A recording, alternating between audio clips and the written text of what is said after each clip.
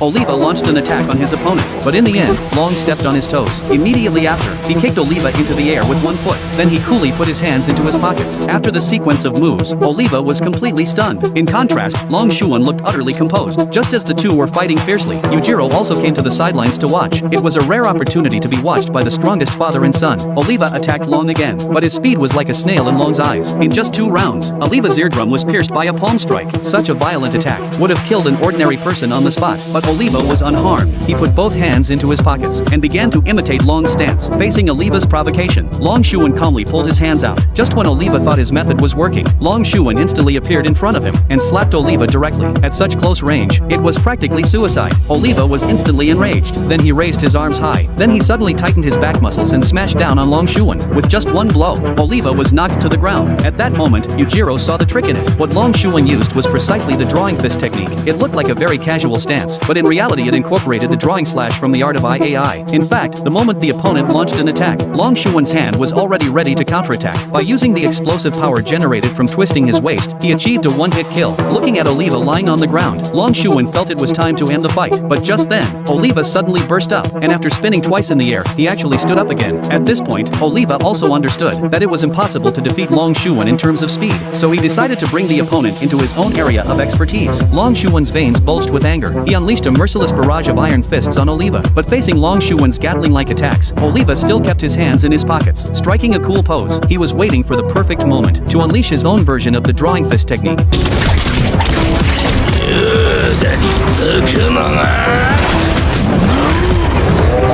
With just one blow, Long Shuan's eyes rolled back white, and he passed out. The situation on the field was instantly reversed. However, just as Oliva thought he had one, Long Shuan stood up once again. At this moment, the two stood opposite each other again, both with hands in pockets. But just as Oliva was boasting, Long Shuan made his move.